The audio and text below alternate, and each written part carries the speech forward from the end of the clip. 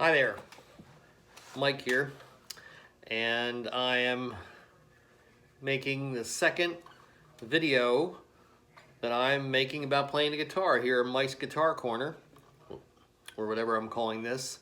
In any event, I don't know if you can see, this is my limited camera space, but my wife said I really need to wear a hat, so there's my hat, Long Beach Island hat, even though I'm right now in sunny, warm Austin, Texas, and I've got my my electric guitar here today. More on that later in another video. But today, I want to talk about soloing and soloing as it pretends to scales. You know, when you are learning to play an instrument, you learn to play scales. And the scale basically is a series of notes, one after another, do, re, mi, fa, sol, la, ti, do, that is, each note sounds in harmony with the note before it, because each note is a whole step, one to the next, to the next, to the next. And I have come up with my own soloing on the guitar scales, so to speak, that I use when I'm just playing for my own benefit. So we're in standard tuning here. I don't know if you can see it, like I said, kind of limited camera space. And I'm going to start out down here on the 5th fret on the, or E, A, D, G, B, E on the A string, and I'm going to come from the 5th to the 7th, then the next string up, 5th to the 7th, and the next string up, 5th to the 7th. Each one of those notes is a whole step away from the note before it, and I'm not going to get into that exactly what they are, because that's not for my purpose right now. This isn't a theory class. This is a guitar class. It's not a theory class. So so if we were to come up this scale, then we would switch.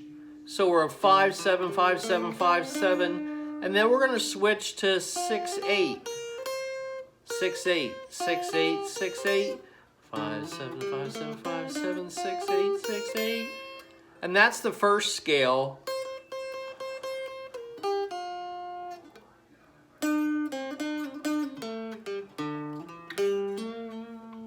that I like to use when I'm soloing. The next scale would be very similar. It would be coming up from 7 and I'm avoiding the low E string. So we're starting out at the A string.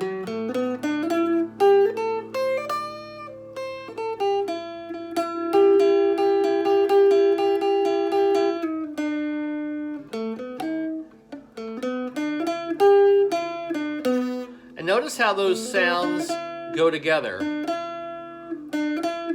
But if I violate it, if I go, let's say, from 7, 9, 7, 9, 7, 8, it doesn't sound right. It clashes. And although there's times when you can do that and kind of get away with it if you throw it in there quickly, it kind of clashes. And so that's not really what the ear wants to hear. So 7, 9, 7, 9, 7, 9, 8, 10, 8, 10. And then 10, 8, 10, 8, and back down.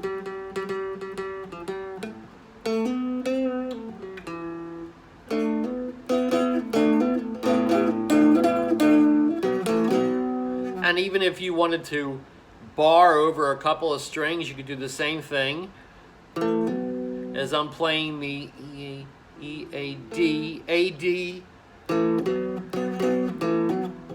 I'm still using the 7th and 9th frets. So the same thing applies.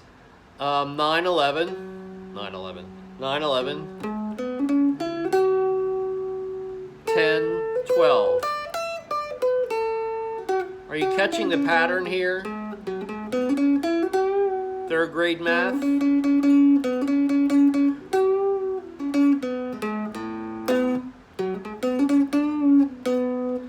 Right? Catching the pattern.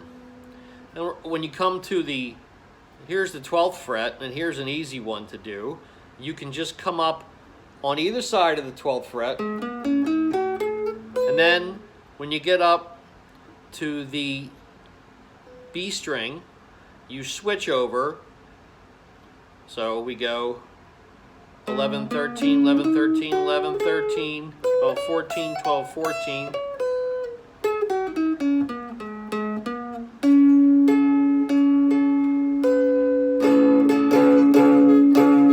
You can even use that to make interesting chord formations. And then that pattern continues all the way up the neck. All the way up the neck. So I see that I'm getting up on, I'm trying to keep this to a 7-minute dissertation about my opinion of what goes on with guitar. But anyway,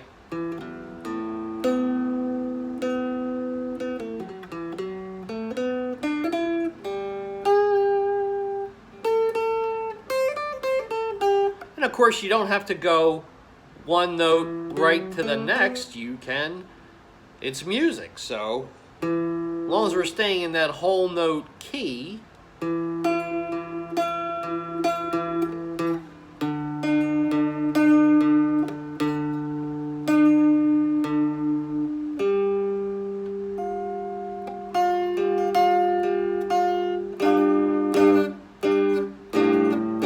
possibilities are endless.